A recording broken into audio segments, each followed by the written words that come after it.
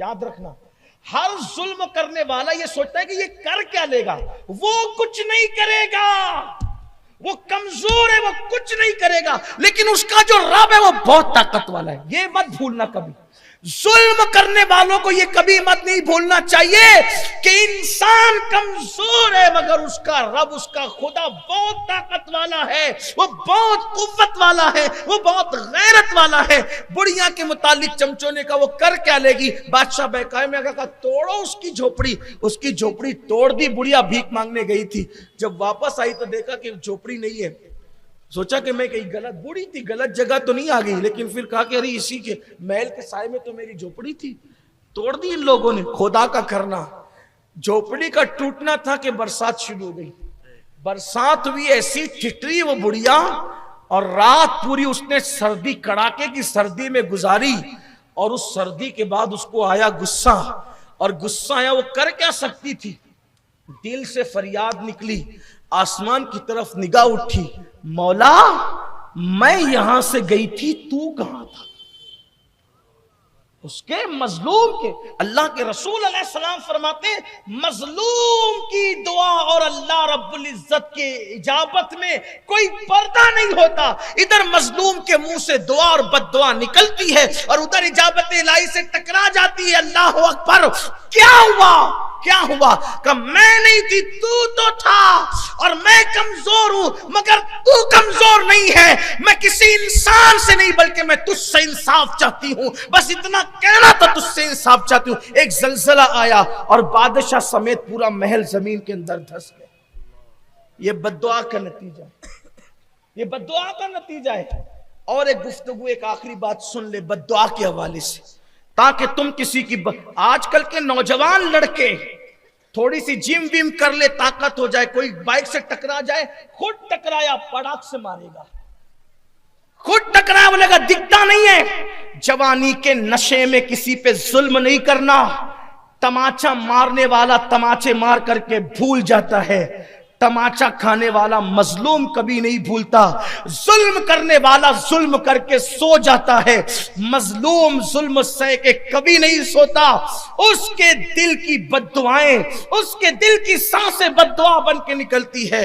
ایک مرتبہ کا واقعہ تھا، عید کا دن تھا، عید کا دن، عید کے دن دگانا پڑھ کے شوہر گھر آیا، بیوی کو ساتھ لے کر دسترخوان لے کر کے بیٹھا. توجہ کرنا، دسترخوان لے کر کے بیٹھا. اتنے میں باہر سے آواز آئی، عید کا دن ہے، کوئی فقیر کو کھلانے والا. جیسے ہی صدا آئی، آواز آئی، عید کا دن تھا. اس نے کہا یار کیا لوگ ہیں، عید کے دن بھی چلے آتے ہیں بھیک مانگنے کے لیے. اور اپنے نوکروں سے کہا اس کو دھکے مار کے بھگاؤ یہ جو آیا ہے. قرآن کہتا ہے اگر کوئی آپ کے پاس بھیک مانگنے آئے، اس کو بھیک نہیں دے سکتے ہو نا، اچھی بات کہہ کے اس کو ٹال دو. کوئی بھیک مانگنے آئے نا، آپ اس کو یہ کہو بھائی بابا معاف کرو، جاؤ نہیں دے سکتے. اچھی گفتگو، بلکہ اچھی گفتگو کہہ کے ٹال دینا یہ صدقہ دینے سے بھی بہتر ہے. آپ نے اس کو عزت سے رخصت کیا نا، معاف کر دو بابا، نہیں دے سکتے، آپ ہمارے پاس نہیں ہے، معذرت چاہتے ہیں، اچھے الفاظ کہو، صدقہ دینے سے بہتر. اور آپ نے صدقہ دے کے اس کا دل دکھایا تو آپ کا صدقہ دینا کوئی کام نہیں. اچھے الفاظ سے ٹال. کچھ لوگوں کو دیکھتے ہیں کہتے ہیں ارے اتنا ہٹا کٹا ہے، بھیک مانگ رہا ہے، کماتا نہیں، چل بھاگ یہاں سے. آپ ایسا نہ کریں. اگر آپ کو تلقین ہی کرنا ہے کمانے کی، میں بھی کرتا ہوں. پہلی بات تو تندرست لوگوں کو بھیک مت دیا کرو، مت دو بھیک. بلکہ کچھ لوگوں نے تو ہمارے شہر میں دھندا بنا لیا ہے. چھوٹے چھوٹے باپ جو وہ کوڑیاں کھیل رہا ہے، باپ تاش کے پتے کھیل رہا ہے، شراب پی کے پڑا رہتا ہے، جوا کھیلتا ہے، عیش کرتا ہے. چھوٹے چھوٹے بچوں کو بھیک مانگنے پہ لگا دیتے ہیں. چھوٹے بچوں کو بھی بھیک مت دو، اور مسلمانوں کے بچوں کو تو خاص طور پہ مت دو. مت دو انہیں بھیک، بگاڑ رہے ان تو انہیں بھیک دے کر. کچھ لوگ کہتے ہیں کہ ان کو کیا ہو گیا، یہ تو اب بھیک بھی دینے سے منع کر. میں کہا کہ میں تو یہ کہتا ہوں ضرورت مندوں کو دو، ان کو کیوں بگاڑتے ہو؟ ارے یہ قوم کا چھوٹا سا بچہ آج مانگ رہا ہے، یہ کل کما کے کب کھائے گا؟ اس کو بھیک مانگ کے کھانے کی عادت پڑ جائے گی، کما کے کب کھائے گا؟ چھوٹی چھوٹی بچیاں آج بھیک مانگ رہی، دیکھتے دیکھتے جوان ہو جائے گی، اس کی آبرو لوٹ لی جائے گی. یہی تو ہوتا ہے. یہ سسٹم ختم کرو شہر سے. اور وہ رکامے جو وہ عیش کرتے ہیں بچوں کے بھیک پر, ان کو کیفر کردار تک پہنچاؤ, لیکن آپ کا اسلوب اچھا ہو, طریقہ اچھا ہو. کوئی ہٹا کٹا بھیک مانگا, بھائی یہ کام نہیں, تو کام سے لگ, تو کام کر. بلکہ آپ اگر کر سکتے تو یہ بھی کرے گی, تو کیا ہنر جانتا ہے مجھے بتا, میں تجھے کر کے دیتا ہوں. اس کو کام دام کر کے دو, کچھ دلا کے دو, ٹھیلا لگا کے دو, جو بھی آپ کر سکتے ہو کر کے دو.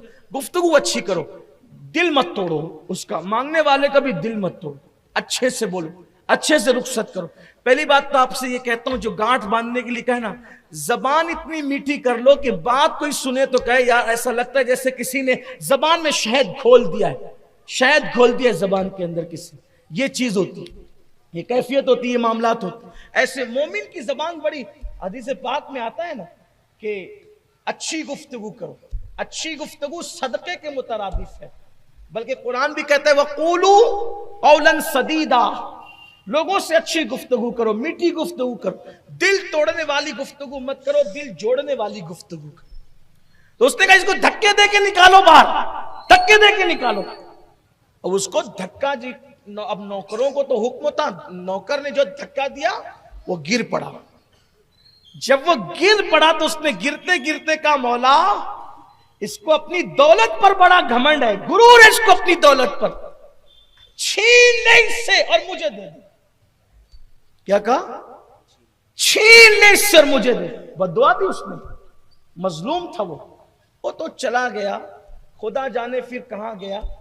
دن گزرتے گئے, اس کا دھندا ڈھپ ہوتا گیا, ریورس گیئر لگا اس کو.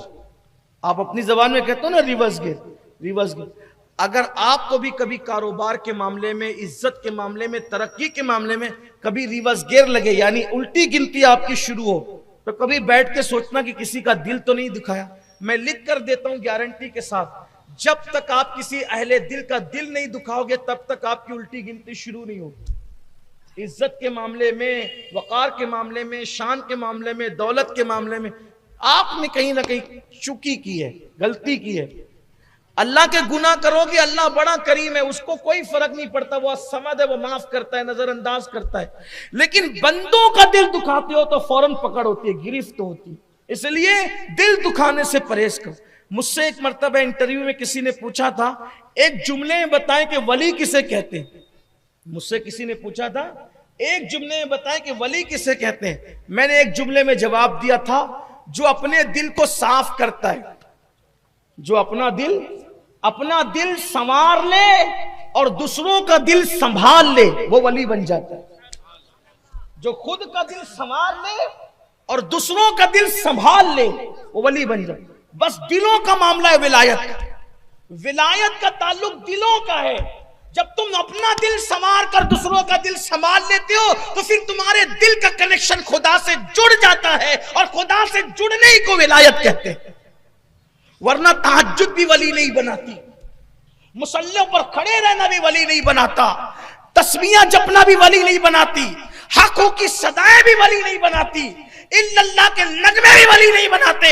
اس وقت تک جب تک کہ دل نہ سنور جائے اور لوگوں کا دل نہ سنبھالو. حضرت عارف رومی مولانا روم کہتے ہیں کہ اللہ کے طرف کا راستہ, اللہ کی راہ کا, اللہ کے گھر کی طرف, وہ تو گھر اور زمان مکان سے پاک ہے, لیکن اس کی طرف, خدا کی طرف جو راستہ جاتا ہے وہ بندوں کے دل سے ہو کر کے جاتا ہے.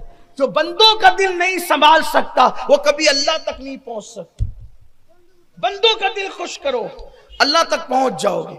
تو عرض یہ کر رہا تھا, اس کی الٹی گنتی شروع ہوئی, کاروبار ڈھپ پڑنے لگا, یہ ہوا وہ ہوا, دھیرے دھیرے دکانیں بند ہوئی, کاروبار بند ہوا, نوکر چاکر غلام یہ وہ سب چلے گئے. آخری میں کھانے کو محتاج ہوا.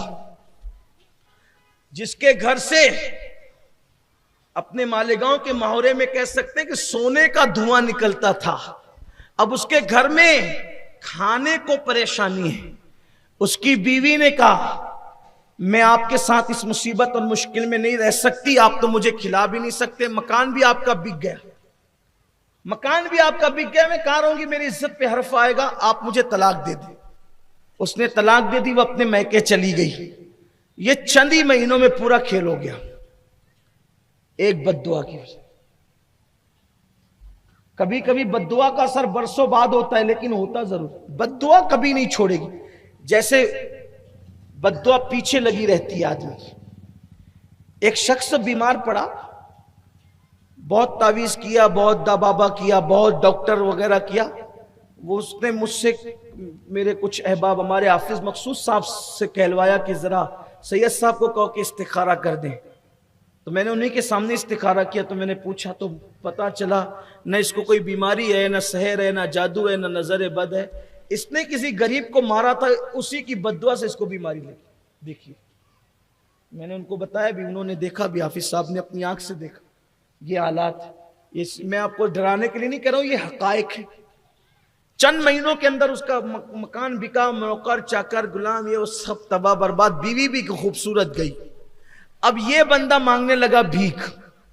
توجہ, یہ جو سیٹھ صاحب تھے وہ بھیک مانگنے لگ گئے اب. اور جب بھیک مانگنے لگے کیا ہوا پتہ ہے پھر؟